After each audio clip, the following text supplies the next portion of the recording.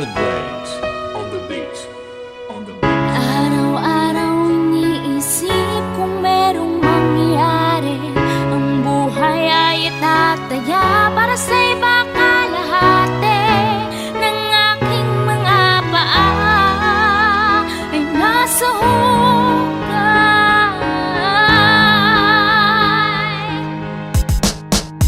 Dahil bumbero ako, bumeresponde sa sunog kahit na anong oras o kahit sa pamalugar. Dahil bumbero ako, handa palagi tumulong basta nangangailangan sariling buhay handa akong kasigan. Bumbero ako, bumeresponde sa sunog kahit na anong oras o kahit sa pamalugar. Dahil bumbero ako, handa palagi tumulong basta nangangailangan sariling buhay handa akong kasigan. Ako'y kabilang sa kanila na sumasakit ng buhay, sumusugod kahit saong naglalagablab na bahay. Kahit na nadadarang tiniis ang pagod at pawis, babalik sa aming base na basat-basat magungis. Di makatulog bakit ba ito nangyayari kapag meron ng alarma? Pakiramdam gera palagi pero ang aking pinakamalakas na sandati dasal. Ang sinasapit ng mga kababayan natin ay pasat-pasat. Sige lang, damahin mo ang init ng apoy. Alam namin lahat kami ay parang nasa kumunoy. Siguradong makakauwing maayos at kung anong oras matatapos sana makaraos. Ganyan ang bukang bibig sa tuwing napapalaban. Nasa puso ang trabaho, hindi puro forma lamang. At hindi ko inisip na nandiyan na si kamatayan. Ipagpapatuloy ko sinumpaan sa ating bayan, sa ating bayan. Araw-araw iniisip kung merong mangyayari.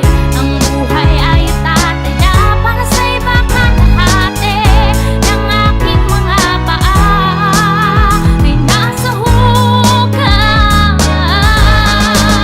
Dahil bumbero ako, bumeresponde sa sunog kahit na anong oras o kahit sa pamalugar. Dahil bumbero ako, handa palagi tumulong basta nangangailangan sariling buhay handa akong kasigan. Bumbero ako, bumeresponde sa sunog kahit na anong oras o kahit sa pamalugar. Dahil bumbero ako, handa palagi tumulong basta nangangailangan sariling buhay handa akong kasigan. Kulang ang aking tulog at sobra sa pahinga para meron akong gagamitin lakas mamaya. Sa oras ng tawag ng tungkulin, bawal lambot-lambot at lalong-lalong hindi pwede dito at ako. Bibig lagi ang radyo kahit nasa banyo. Bakit pa minsan ang pangit ang tingin sa amin ng tao sa tuwing naririnig? Ako ay nasasakta, sinasabi na karamihan na kami ay bayaran. Hindi sunog, aksidente, lindol, mga sakuna. Makikita mo kaming lahat ay nagkakaisa. Iisa lamang ang mithiin namin para sa iba. Ito ang klaseng trabaho, hindi uso pahinga. Sa katulad namin na walang Pasko't bagong taon, basta't makatulong sa kapwa, masaya na kami doon. At hindi ko inisip na nandiyan na si kamatayan. Ipagpapatuloy ko sinumpaan sa ating bayan, sa ating bayan. Araw-araw iniisip kung merong mangyayari.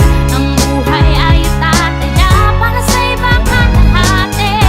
Ng aking mga paa ay nasa hukay.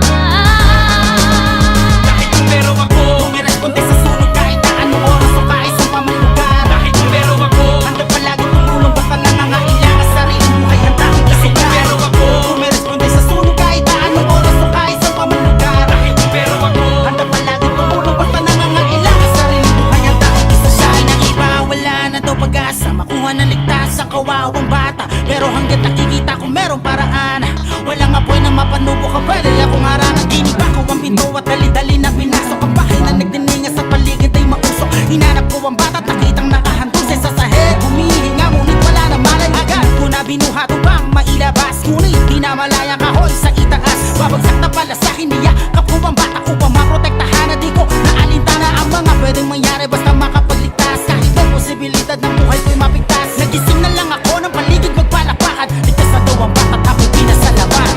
Araw-araw iniisip kung merong mangyayari. Ang buhay ay itataya para sa iba kalahati. Ng aking mga paa ay nasa hukay. Dahil bumbero ako, bumeresponde sa sunog kahit na anong oras o kahit sa